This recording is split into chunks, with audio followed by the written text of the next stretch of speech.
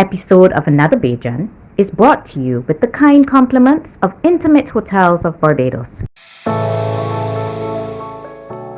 My name is Graham Turner. I'm the owner of Meridian Inn. I'm Lynetta. I'm housekeeping. My name is Dale. I'm maintenance man at Meridian Inn. I'm Michelle, and I'm manager here at lovely Meridian Inn. I'm Carol in housekeeping, and I'm just another Bajan. I'm just another Bajan. And I'm just another Bajan. And I'm just another Bajan. And I'm just another Bajan. Hi, I'm Juliette Feliciano, and I'm another Bajan.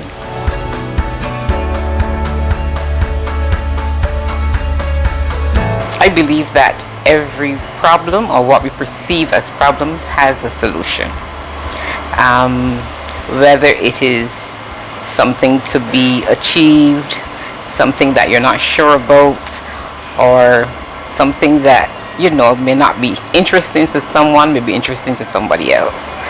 I have a deep love for the older generation because I grew up, I guess, in a household with just my grandmother and grandfather, parents, yes, but I'm an only child, so I always would like to cling to somebody else, whether it's a cousin or, as I said, my grandmother, who taught me a lot about life and how to treat people. We used to call her Roebuck Granny because she lived in Roebuck Street and she had a rum shop. But she was an avid Christian, go to church every Sunday, but a very quiet and humble lady. And I learned to bake and cook with her. One of my memories is we would catch pigeons and bake. Unusual, but it tasted very good at that time. She had ducks and sheep in her backyard, and I enjoy spending time with her. My mom had traveled when I was 12 years old, so she went searching for a better life in the USA. And I guess because she was a young mother, she was looking to search for herself. She and my dad had parted ways, and I think that she was going through her own thing at that time. So it may have been depression from what we know now, but I think she wanted to search for something else, something better. I didn't resent that she had left, because she left me with an aunt who had no kids, and she raised me as her own. She had a big impact on my life. Although she was not your educated, what we consider highly educated, she was a woman that you could not talk to her when the news came on. You had to be quiet. She was also a person that taught me how to help others read the paper. She was very knowledgeable in current affairs, world events. You could ask her anything that was going on in the world or in Barbados, and she could tell you. When my daughter was born, she was the first person, one of the first people, to tell me, well, come here and stay till she gets older. And my aunt had a very big bond, and she just really was a loving person. Unfortunately, she passed when my daughter was 13, but she had a very big influence on all of her sisters, my aunts, and most of the people around her would always come to her and ask her questions and ask her what to do and things like that. She never had any kids, but she was an aunt and a mother to all, and she was a very loving old lady. My grandmother, we call Roebuck Granny, because I didn't know my mother's mother, but I knew my father's mother. I would spend vacations and weekends with her, and I remember she taught me how to make a chocolate cake, and she was such a short woman that she had to stand on a old Coke box to get to the stove, because she liked to cook. She was in the kitchen from morning till night, and she had to stand up on this box because she couldn't reach the store very well. But her husband, my grandfather, he was a fisherman, so he was out all day. And when he came home and brought the fish, she would stay up late to clean and to cook. She loved cooking, and we always had a good meal. You had to have tea in the enamel pot at night, and those were times that I would say that this generation misses out on, because they do not really appreciate what the older people really did and how they brought people together, they brought family together. And I guess by my having an impact with my grandkids, I was trying to show them how you can love. And I remember they used to tell me, Granny, sharing is caring. And I hope that, we will get back to those days where sharing is caring.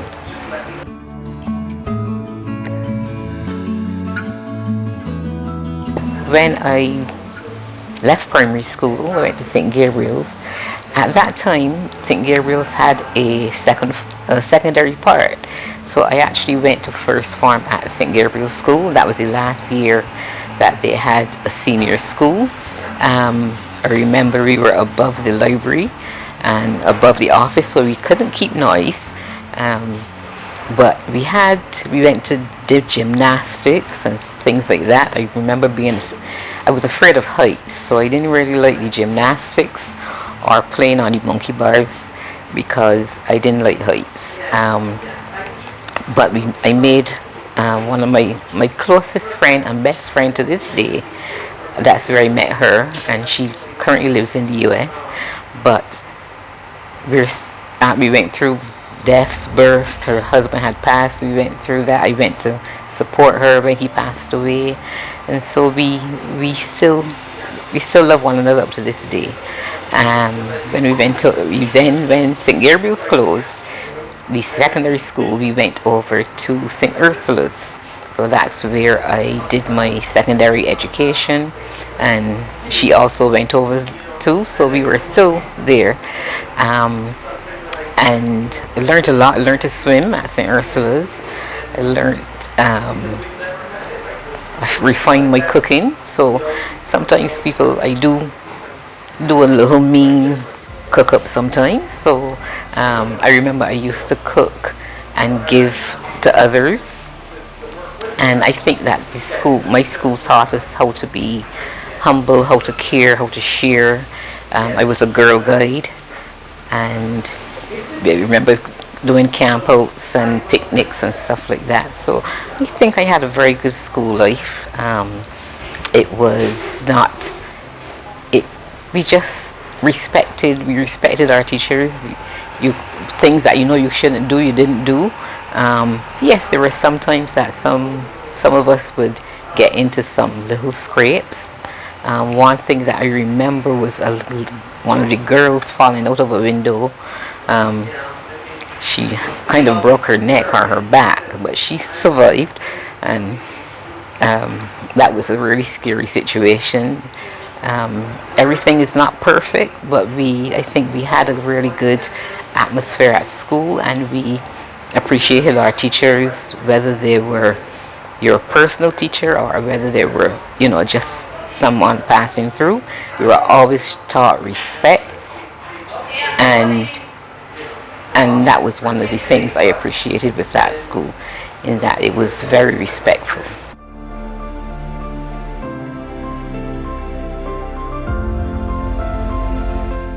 I got married at 18 years old, had my daughter at 19, and at that stage of my life was not a very happy one, going through domestic violence and things like that. So I kind of ran away from it all, tried to search for myself then. So at the time where I got married, I actually eloped, so nobody knew. And that was to show the hold that my partner had on me at that time. So no one knew until one day he got angry and told my family that we were married. At that point, everybody just thought we were boyfriend and girlfriend. after that, then I got pregnant. I was pregnant. I had my daughter when I was 19, going on 20.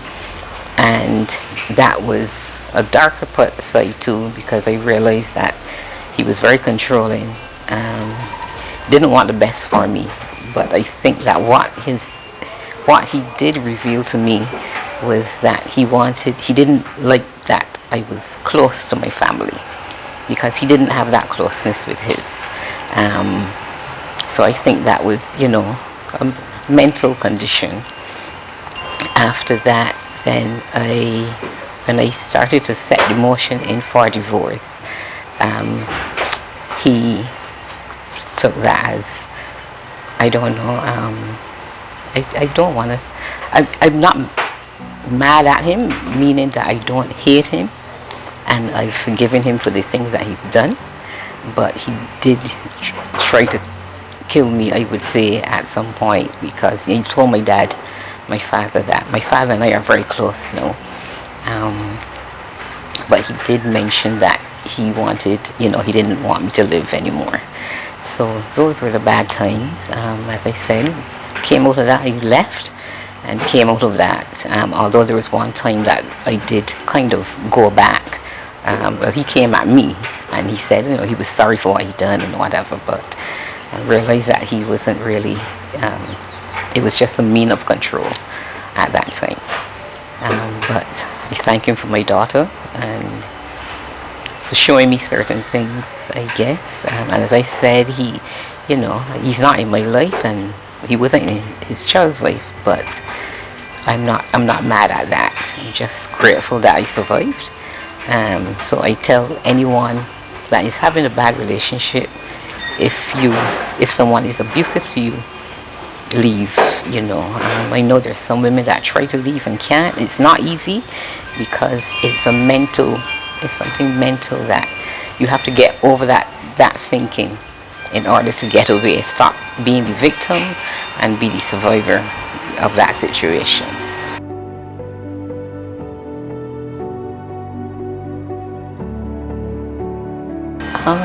We got married in 1986, and 1992 I think was when I was divorced, but I had left him before that.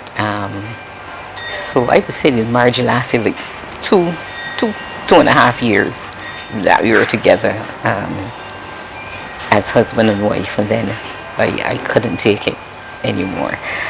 What made me leave, there were beatings at some point, and I was afraid to, but one day I just decided I'm going to go. I packed everything and left in the night, and that was a good decision.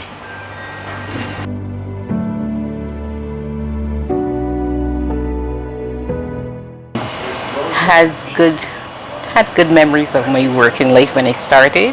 I went to community college when I was 16. Spent 2 years at community college. Didn't do as well as I wanted to, but it was an experience also.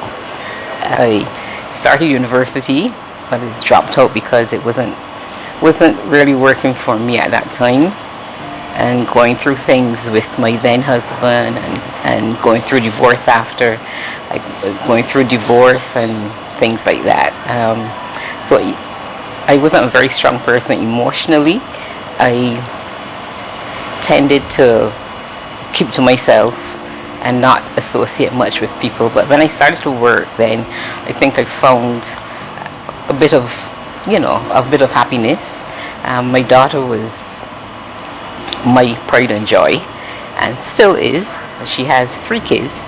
They're all boys, so I'm a grandmother, 14, 16 and 1-year-old, and I'm proud of my grandkids. So I think I had a big impact on my first 2 grandkids. One is 16 now and the other one is 14, because I was very involved in their life. They actually lived with me for the most part of their primary school life, from daycare to primary school, and they were very, very loving children, very active. They like football. I would take them to different activities. I remember the fairs, and people would even think that they were twins because they were close to, one was smaller than the other one, but he was a big brother, and I would always, if you saw me, you saw the two of them. So they would say, that's your kids? And they would say, no, they're my grandkids. But that was a time that I was really, really happy with having them around and seeing how loving they were, and the influence that they had on me and I had on them.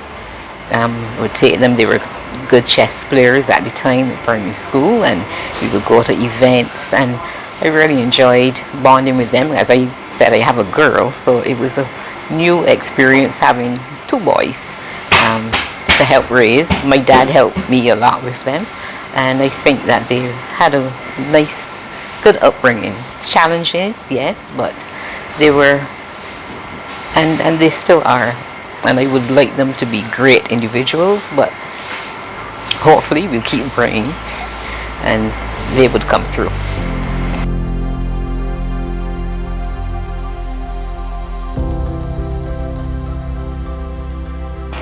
Going back to my beginnings, I started to work when I was 18, and I was a receptionist for a construction company at the time, and I kind of veered towards doing accounting. I was not trained in accounts, but I seemed to like numbers and I seemed to be good at it. So I was doing that for a while. I did have a stint where there was a break because I became unemployed, and it was another hard part, but because of my family and good friends, I came through that also. My daughter was about 5 or 6. I was working in a company that wasn't doing well, and being young and one of the last people to come on, first in, last in, first out, so it was automatically that I was laid off. At that time I was also paying rent and things like that, so the finances were not very good. I remember times that a friend of mine, her mother, she was a nurse at the time, and she would give me milk, to give my daughter and stuff like that. I would have to put down the car that I had at the time and catch the bus to go to work, to go out, not to work, because I wasn't working anywhere. But I think I was unemployed for 6 or 7 months. That was hard, so I understand hardships, especially with a child, and you're not sure where the next dollar is coming from. And because I was young enough to, try to do things, that is what pushed me then also into doing the massage therapy and things like that. So it was a bad time, but it was also a time where I found true friends. I had friends that I still have up to today, and so that showed that, that although you experience roughness, you can overcome and you can work through it. Sometimes I realize it's a mindset with us, and sometimes we just look at what is in front of us at the time, but you have to look past that and look at, okay, what can I do to make it better? Can I make something, bake something, do something a little different that would push me into stop being, so depressed and stuff like that, because it is a depressing time when you don't have anything to do, nowhere to go, you have no money to put gas in the car and stuff like that. But I would really say that my family and friends really helped me through those times. I don't think that I really found my way in the working world until I reached probably my 30s, when I went to work with a destination management company, and I like doing the customer service things, still in accounts, but because we dealt with tourists and people from different countries and islands. I kind of veered into trying to make them feel comfortable in Barbados and trying to make them happy. I also then had other interests. I did massage therapy at the Polytechnic. I got a certificate in that, and that opened up a new world for me. I also did aesthetics. I did makeup and hands, feet, and I started a little side hustle. And I would travel to my clients. I would do their hands and feet, and I found that most of my clients at that time were older people, and I realized that they wanted to feel good about themselves, especially the women. I had some male clients too, and funny enough, the males took better care of their feet than the females. I guess because they wear socks and shoes. A lot of the females, would book me to come on evenings or weekends. So I found I was doing a lot, but that little hustle I bought my first car, and so I found that was good. I also met some German clients who are still my friends up to today. I would do massage for them. I would go to their residence on the island and they would do massage every week, so that helped me, and I went on to do conversational German at community college as a certificate, so that was a plus. I went further. We still doing the accounts at this company, and after I moved on to somewhere else, I found that it was a different kind of learning that I had. Met good people there at the other company that I was at, and they appreciated me and everything, but I found that I wasn't able to spread my wings, so I wanted to be able to have more input into my work. So I moved back to the first company. Well, they asked me to come back, and I did that. Went back there, worked for another few years. I was head of the accounts department at that time too, and we had companies in some of the other islands. I met Michelle, who I still work with up to today, although we're in a different environment, but Michelle has taught me a lot. And I went on then to, I'm still currently working 2 part-time jobs. So I'm working at Meridian Inn, one of the intimate hotel properties, and I'm also an administrator for a non-profit organization, and we deal with the management consultants in the Caribbean. So we're the regional office. I'm the only employee per se. Everybody else is volunteer. So that has opened up a whole set of different ideas to me, meeting people from the different Caribbean countries, and by so doing realize how close we are, but still how separated we are, because we have different ideas about things. We have different cultures and different mindset about how we see one another. Sometimes it's easy to deal with them, sometimes it's not. This company also would be partly Caribbean branch of an international organization. So I get to used to go on conferences before COVID. We would have conferences in Trinidad, Bahamas, and different islands that we would do our annual conference. COVID brought us into that, so we're now doing things more virtually. Back to Meridian Inn, I do the front office work and also a payroll clerk, help out wherever necessary. The ladies here, which is, most of us are ladies, there are 2 men, but the ladies, we get along well. And as I said in the beginning, I think that every problem has a solution. So people, I think, normally veer to me to ask me my opinion on stuff. I don't consider myself worldly, but if I don't have the solution, I normally tend to find someone who probably does. And that is my thinking, that through prayer and everything else, we can achieve what we want to.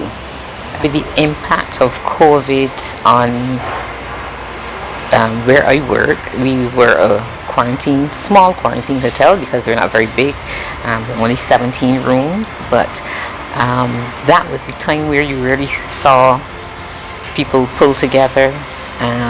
You realize that some people just didn't care. You realize that some people were struggling, whether it was somebody coming to stay in the hotel, to go on to somewhere else, as places started to open back. We had the quarantine period.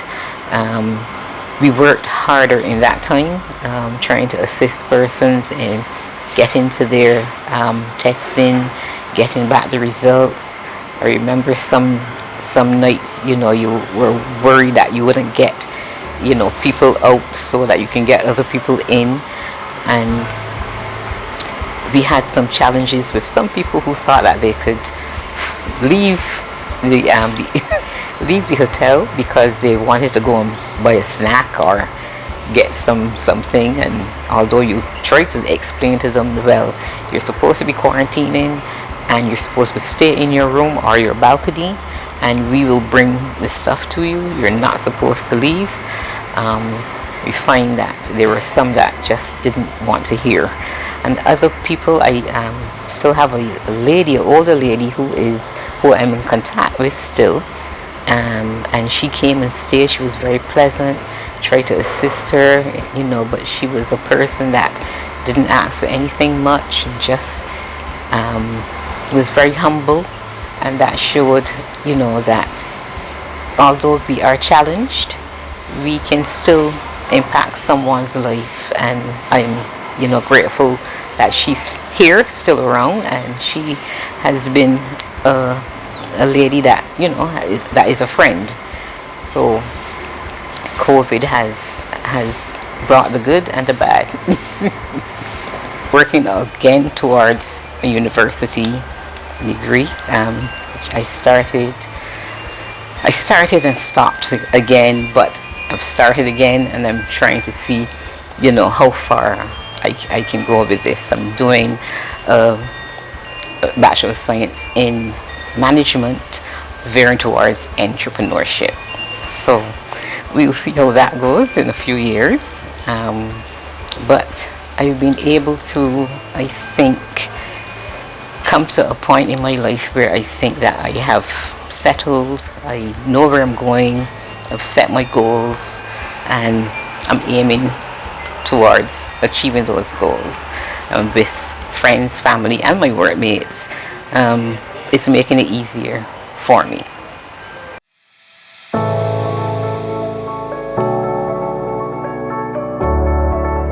I'm Juliette Feliciano. I'm 56 years old. I'm a mother, grandmother, friend, colleague, entrepreneur, and a lady of glass. I'm just another Bajan.